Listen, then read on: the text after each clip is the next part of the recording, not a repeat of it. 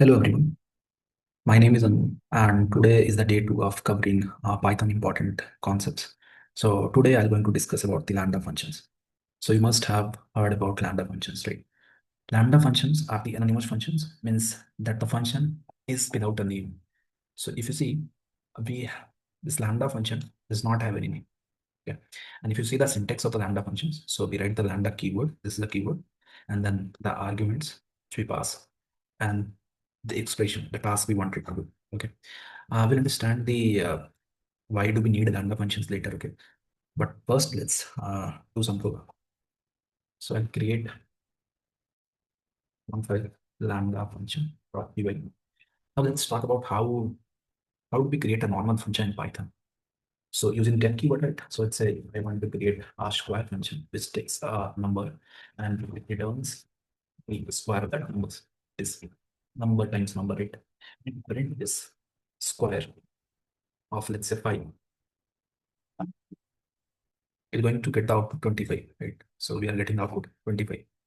Now, for this small functions, we can create the Lambda functions. And the syntax is very simple. So what we need to do, I'll copy this and I'll paste it over. So first, let's remove this def keyword and give equal to sign after a square.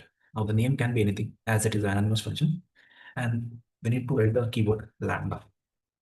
And we'll remove this parenthesis and remove the indentation part.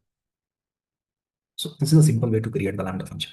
Now, if you see the type of this square, this is just a function. So if you print the type of square, so you find the type is function, right? Now we can simply call this function. So if you have to find out the square, so if we remove this and we find the square of 5, we'll simply get 25, right? So this is how lambda functions work. Now let's take some complex example. Let's say what if you need to add some number, say add x and y, and I'll return x plus y, right? Now if I want to add 2 and 3, we'll get the output 5. Now can we convert this to lambda function? Definitely. We'll remove this def keyword, right? And we'll keep the equal to sign after add, and we'll write the lambda keyword. We'll remove the parenthesis and we'll remove the return key. So this is, we created that same lambda function. Now we work and again get the same output file. So this is how lambda function. This is how we create lambda functions in Python. Okay. Now, what are the use of lambda functions? So before going to use, the use is very simple. So whenever you want to create a temporary functions, we can use lambda functions. So let's say if you see def square which we had created, we are returning number times number, right? Now let's see if we have a list which is 1, 2, 3, and you want to apply the square on each element. How will you? So we'll simply proceed with for I in for element in list, and we'll simply call this function as the print. So we'll print and we'll call this function square with the element, right? And it will print. So it is printing 1, 4. That is okay. What if we create a higher order function? So I'll tell you what is higher order function. Let's say we want transform and then we want to pass list and some function, right? Now what we want to do, we want to apply, we want to call this function, right, with this list. So we'll write for I in the list and we'll simply call this function, and maybe we can print show function, and then we'll pass I each element, right? And we call this function transform with our list, and the function name is a square. So if you see, we are passing this list that is 1, 2, 3, and then we have a function name that is a square, and we are calling that function square for each element in the list. So it will print 249. So if I run this, we'll again going to see the same output 149, right? Do you think that do we need to create a square function for this? I think we can simply pass the lambda function over here, right? So how we can pass the lambda functions? So we all know lambda does not have any name. It takes x and it is returning x times x. And that is all. So if you remove this, you know, and if you run this, so you'll again find the same one for them. So this is how we use Lambda functions in Python. Now I'll comment this out and then I'll show you another use case. So I'll show you Lambda function use case with map, reduce, and filter function and filter function, right? So I'll discuss more on this in the next video. What is map function, reduce function, and filter function. But for now, let's see the basic overview. So map is a function. It is a higher order function. Why we call it a higher order function? Because it is taking function as argument. So map is a higher order function.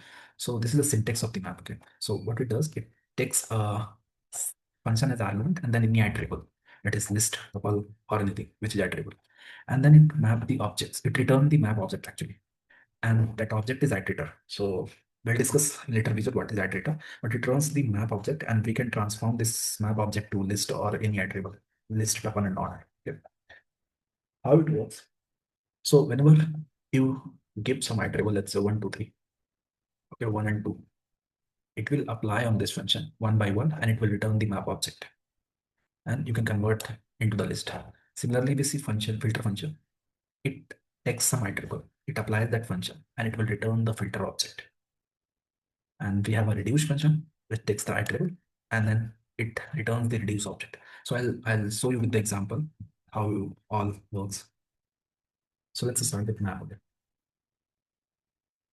So I'll create first a function, let's say if you want plus square of a number and we'll get a num types. Now, if you see the map function, which takes the function, right? If you see, it takes the function and iterable. So function is square, so I'll write a square. And then I'll give some iterable, let's say 1, 2, 3. Now, what will happen next once you run this code? So this 1, 2, 3, 1 by 1, it will pass to the square and it will call this a square function and it will turn the map object. So if you print the type of this map, you can see this is a map object, right? And we can easily convert this map object to a list. So now you can see one for me because it applied to this square function and it is squaring each element and giving a list. Now let's talk about filter function. So let's say from the list you want to find out that if the number is even or not. Okay. So it takes one number and will return if number modulo 2 is equal to 2. That is, a number is divided by 2 and it is true. It is an even number. Now let's say use the filter function. Filter. It again takes the function, that is the function is even. And we can pass a list 1, 2, 3, 4, 5, 6. And we are expecting it should return 2, 4, and 6 because those are the even numbers in this list, right? And when we print this, it is not going to return the list. Rather, it will return the map object, right? Because filter returns the filter object, sorry. So this is giving you an indentation error. I think we have made some. One second. Okay. So if you see, you are getting this filter object at this. Now we'll need to convert this filter object to list. And we can simply convert this. 246 because it applied to this and it is returning 246. So this is filter object. Now we have seen this filter method. Now let's talk about reduce method. So reduce, you need to import from function tools, import reduce function. And for using the reduce, it again takes some function. Okay, so we'll need to create the function. What we'll do, we'll create some function, right? So let's say we create add function, x and y. It will return x plus y. Now, why we have passed two parameters? Because the way reduce works is when you pass 1, 2, 3, 4, let's say.